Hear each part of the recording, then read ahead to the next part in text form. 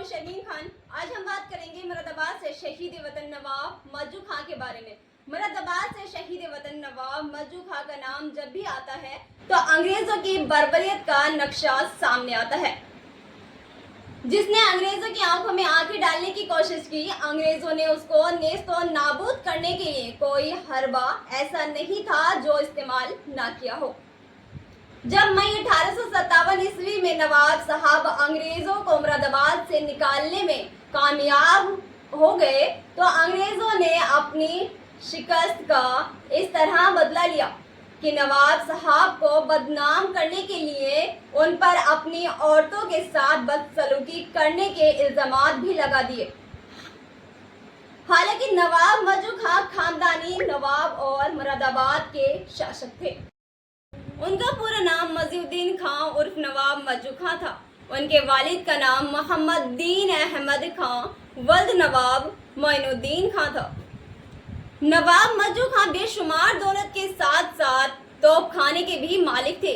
शासन उनके हाथों में था, बस उन्हें अंग्रेजों की गुलामी मंजूर नहीं थी। वो भी अगर जमीर फरोश होते तो रामपुर नवाब की तरह अपनी जिंदगी ऐश से गुजार लेते। अंग्रेजों ने 10 नवंबर 1801 ईस्वी के एक मुआहदे के आड़ में लखनऊ के नवाब सादत अली खां से अवध का आधा इलाका छीन लिया था। उस मुआहदे की रूह से जो मिले कंपनी को मिले, उनमें रोहिलखंड का इलाका शामिल था। रोहिलखंड के 3 जिले में बांट दिया गया, जिला बरेली, जिला बदायूं और जिला मुरादाबाद, जिसे इलाके का मुख्य स्थान करार कर दिया गया। हिंदुस्तानियों में आत्मविश्वास की कमी सी आ गई थी। फैसला करने की सलाहियत खत्म सी हो गई थी।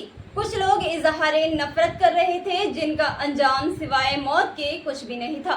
कुछ अंग्रेजों की गुलामी कर रहे थे, कुछ खामोश आंसुओं से गुलामी की जंजीरों पर मातम कर रहे थे और कुछ बेहोशी के आलम में थे जिनका मकसद 2 वक्त की रोटी मुहैया करना और खा लेना था।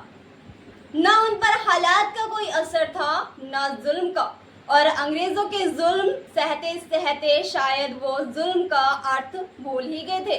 19 मई 1857 को नवाब मज्जू खां के नेतृत्व में ये जंग योजनाबद्ध आरंभ हुई, जिसमें 29वीं बटालियन भी शामिल हो गई थी, जिसका सामना अंग्रेजी कारिंदे नहीं कर सके।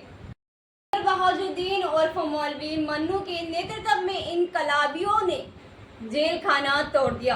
खौफ के मारे अंग्रेज जेलर डॉक्टर हैंसबरू जेल की छत पर छुपा रहा, जिसे क्रांतिकारी पकड़ लाए और जेल के दरवाजे के साथ बांधकर आग लगा दी। मगर जेलर वहां से किसी तरह भागने में कामयाब हो गया। उसने अपने आला अधिकारियों को इनकलाबियों के हालात बताए तो इनकलाबियों के हौसले सुनकर अंग्रेजों के पैर उखड़ गए और वो नैनीताल भाग गए। 3 जून 1857 तक सारा मुरादाबाद विदेशियों के वजूद से पाक हो चुका था।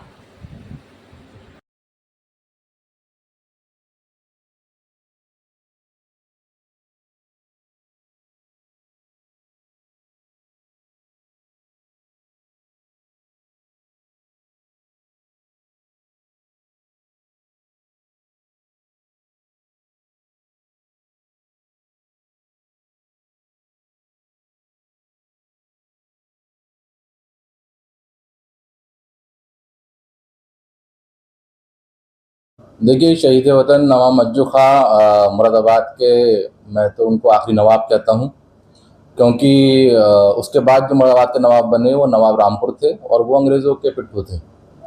लेकिन शहीद वतन नवाब मज्जू खां मुरादाबाद के इतिहास के ऐसी बुलंद शख्सियत है कि जिसने पूरे उत्तर भारत के अंदर, जब अंग्रेज़ों का कब्ज़ा पूरे उत्तर भारत में कायम हो गया, तो सिर्फ मुरादाबाद एक ऐसी जगह थी जो सबसे आखिरी में अंग्रेज फतेह कर पाए। मुरादाबाद का किला आखिरी किला था। नवाब साहब बहुत दौलतमंद आदमी थे, बहुत दौलतमंद शख्सियत थे, और जब अंग्रेज़ों का जुल्म ज़्यादा बढ़ गई तो मुरादाबाद के लोगों ने नवाब मज्जू खां के नेतृत्व में बाकायदा एक आंदोलन शुरू किया, जंग आज़ादी की लड़ाई शुरू करी और 18 मई 1857 तक आप ये समझिए कि मुरादाबाद से अंग्रेज़ों को पाक कर दिया गया था। अंग्रेज इतना डर गए थे कि मुरादाबाद से भागकर वो सब नैनीताल चले गए थे।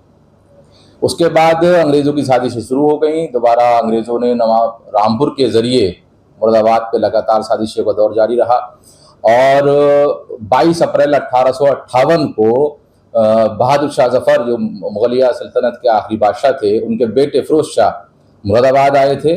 और जब 22 अप्रैल 1858 मुरादाबाद आए, उसके बाद मुरादाबाद से चले गए, तो अंग्रेज़ों ने और नवाब रामपुर ने मुरादाबाद पर हमला कर दिया। इसी रामगंगा के किनारे यहाँ पर हमला हुआ और बहुत शदीद लड़ाई हुई, जिसमें स्वतंत्रता सेनानी हमारे शहीद हुए, हमारे सिपाही शहीद हुए।